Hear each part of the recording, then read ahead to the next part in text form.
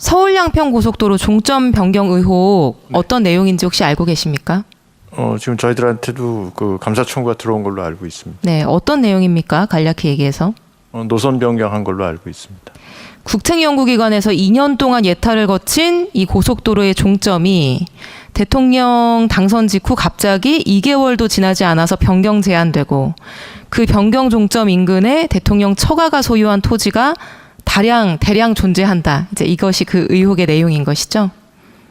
그래서 대통령 처가 고속도로 게이트라고 부르는 사람들도 있습니다. 그렇죠? 하여간 그 언론을 네. 통해서 그런 얘기는 듣고 있습니다. 원희룡 국토부 장관이 1조 7천억 원짜리 이 고속도로 사업을 하루아침에 백지화시켜버린 것도 알고 계시죠? 네. 네. 중단이니 뭐니 이제 와서 표현을 좀 달리 쓰고 계신데 6월 말부터 꾸준히 이제 사업을 백지화하겠다 이런 표현을 써오셨고요.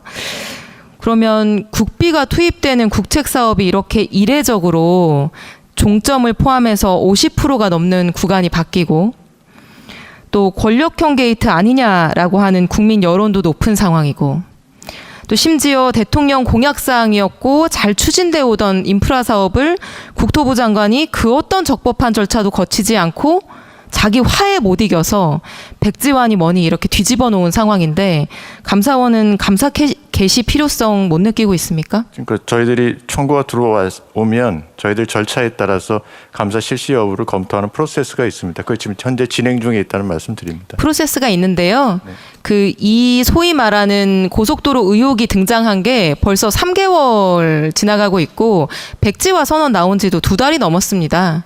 근데 지금 공익감사 청구 들어오니까 이제서야 검토하겠다.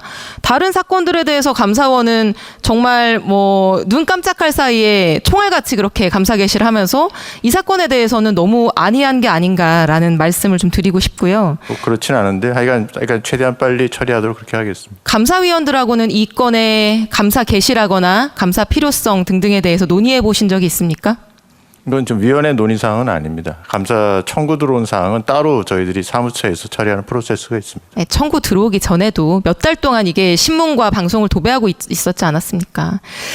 자, 원장님, 대통령 이 처가 고속도로 의혹은 크게 보면 3가지 문제로 구성되어 있습니다. 첫 번째는 누가, 왜, 갑자기 이걸 바꿨냐 하는 거고요. 두 번째는 변경된 노선이 이 국책사업 본래 취지에 부합하느냐 하는 거고요. 세 번째는 노선 변경 과정에서 절차적인 하자나 위법 사항이 없느냐 하는 걸 것입니다. 근데 제가 하나씩 좀 여쭤볼게요. 첫 번째, 누가 왜 종점을 바꿨느냐라고 하는 부분에 대해서 제가 슬라이드를 하나 보여드릴게요.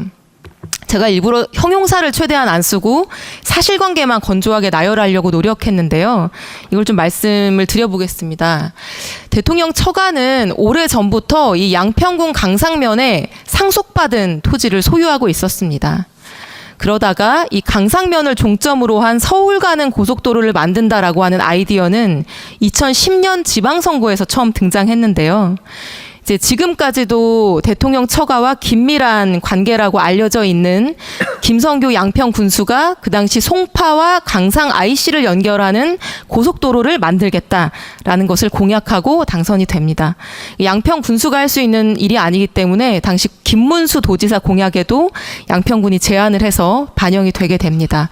그래서 서울 가는 고속도로 그리고 강상 IC를 이제 이 땅 부지에 낸다라고 하는 것들이 공약으로 제시되어 있었습니다. 이 두 분이 당선되고 3개월 후부터 대통령 처가는 그 IC가 설치될 수 있는 강상면 일대의 토지를 대량 추가로 매입합니다. 그리고 2013년에는 김성교 군수가 103억이라고 하는 양평군 재정에 비해서는 상당히 큰 금액을 군비로 투입하면서 그 토지 코앞에 남양평 IC 신설을 결정합니다. 그리고 2022년에는 서울 가는 고속도로의 종점이 이 토지의 코앞으로 변경이 됩니다. 2010년에 김성교 군수가 공약한 내용이 하나씩 차례대로 2022년에 이루어지게 된 것이죠. 그리고 여기에 우리는 2가지 사실을 더 알고 있습니다. 첫 번째는 이 강상면 종점이 포함된 대안 노선을 작년에 국토부에 회신한 양평군 공무원이 다른 사람이 아니라 바로 공흥지구 사건에서 대통령 처가에 이익을 주기 위해 공문서 위조를 하고 지금 기소되어 있는 양평군의 안모 국장이다. 그 두 번째, 잘 알려진 것처럼 장모 최은순 씨는 땅을 구입하겠다는 목적으로 대출을 받고자 잔고증명서를 위조한 혐의로 지금 법정 구속되어 계신 분이고, 또 함께 부동산 개발업을 하고 저 땅의 일부를 소유하고 있는 김건희 여사의 오빠 김진우 씨는 공흥지구 개발 과정에서 사문서 위조를 했다는 혐의로 기소되어 있는 분이라는 것입니다.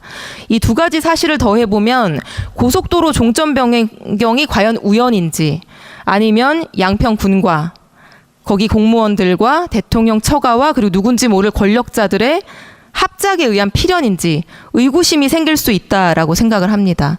여론조사를 보면 국민들도 이상하다, 국정조사라도 해서 좀 밝혀라 라고 하는 의견이 63% 정도 됩니다.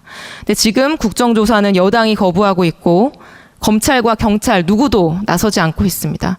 감사원이라도 나서서 이런 국민적 의구심을 해소해야 된다라고 보이는데 원장님 의견은 어떻습니까? 아까 말씀드린 대로 저희 내부 절차에 따라서 처리하도록 하겠습니다. 원장님 의견을 여쭙습니다. 제가 이거는 제 개인적인 의견을 얘기할 사항은 아닌 것 같아요. 개인적인 의견 말 못합니까? 감사원장이? 거기서 적절하지 않은 것 개인적인 같습니다. 의견이 대외비입니까? 적절하지 않은 것 같습니다. 알겠습니다. 시간 관계상 두 번째 내용은 넘어가고요. 한 가지만 말씀드리면 이 변경안에 의해서 증가되는 사업비가 한 960억 원 정도다 이렇게 국토부가 밝히고 있는데, 실제로 이 종점 변경으로 다음 슬라이드 교량만 9개가 늘고요. 터널이 7개 더 생깁니다. 960억 원으로 터널 7개를 더 만들 수 있다라고 하는 건 상식적으로 보더라도 어불성설인데요. 지금 이 전문가들의 일부 의견에 따르면 2,900억 이상 증가한다. 그래서 타당성 재조사 15% 이상 증가 기준을 넘어설 수 있다라고 하는 의견도 있습니다. 그럴 경우 예타를 다시 거쳐야 되죠. 이게 타당성 재조사를 회피하기 위해서 의도적으로 축소된 것이 아닌지 확인이 필요해 보입니다. 그 내부 검토하실 때 이러한 사항들에 대한 조사도 필요하다는 점을 함께 검토해 주시면 좋겠습니다. 네, 일단 청구 들어온 사항 위주로 검토를 하고요. 네, 마지막으로요. 의원님께서 제시하신 부분은 추가로 네, 세 번째 하도록 하겠습니다. 절차적인 부분인데요. 어제 국토위 결산 전체회의에서 여야 합의로 양평고속도로 용역을 담당했던 국토부 공무원에 대한 징계 요구가 의결된 거 혹시 들으셨습니까? 그 얘기는 못 들었습니다. 국토부가 계속 정부나 도로공사가 이 용역사에 어떤 영향력도 행사한 적 없다.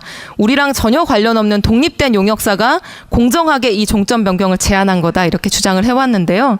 이제 결산 과정에서 확인된 바에 따르면 이 동해종합기술공사라고 하는 용역사는 애초 가업 지시서에 포함된 목표 공정 중에 비용 편입 분석, 이 슬라이드 보시면 나와 있는데요. 저런 핵심 내용들이 포함되어 있었음에도 이행을 하지 않았습니다. 그러나 국토부는 핵심 내용이 이행되지 않았음에도 100% 준공했다라고 하는 검사 조서를 작성하고 18억 원이 넘는 금액을 전부 지불해 버렸습니다. 그리고 월간 진도 보고서나 필수 서류들이 제때 제출되지도 않았고요. 그나마 제출된 문서들도 상호 모순되고 굉장히 엉터리인 상황이었습니다. 근데 이거를 국토부랑 도로공사가 묵인하고 양해하고 심지어 미제출된 서류들을 나중에 사후적으로 국토부가 만들어서 제출했다는 의혹까지 나와서 굉장히 긴 시간 회의를 했었는데요. 도대체 이 용역사가 뭐 어떤 데길래 이렇게 다들 쩔쩔매는 것인가 라고 해서 알아봤더니 다음 슬라이드 보여주시면 국토부와 한국도로공사 출신 정관들이 대거 포진해 있는 정관의 끝판왕이었습니다. 이 용역사 도로 SOC 부분 사장이요, 조땡땡이라고 하는 분인데, 이분 2021년 12월에 도로공사 1급으로 퇴직한, 다른 기관이었으면 취업 제한 대상자가 될 수 있는 분이었고요. 다음 슬라이드 보여주시면 이 조땡땡 사장님 외에도 다수의 전관이 대거 포진해 있는 엄청난 전관풀을 가지고 있는 곳인데, 이 정책 임원 리스트에 포함되어 있는 전관만 78명. 국토부 출신이 회장, 부사장, 이사 이런 명함 파고 다니고, 도로공사 출신의 사장과 고문, LH 출신도 10명이나 됩니다. 대통령이 얘기했던 대표적인 이권 카르텔의 모델하우스 같은 회사인데요. 국토부가 이런 업체 편히 봐주고 준공도 안 된 용역 십수억씩 지급하고, 그러면서 이 용역사가 알아서 종점 변경한 거다, 이런 주장들이 나오고 있는데, 이런 이권 카르텔에 대해서 감사원이 손 놓고 있으면 안 되지 않겠나요? 어떻게 생각하십니까? 사실관계를 확인해 보고 말씀드리는 게 정확할 것 같습니다. 엄밀하고 명확하고 신속하게 확인해 보시고 엄정한 감사가 이루어지기를 기대합니다. 그렇게 해주시겠습니까? 아까 말씀드린 내부 절차에 따라서 충실하게 검토해서 나중에 알려드리도록 하겠습니다.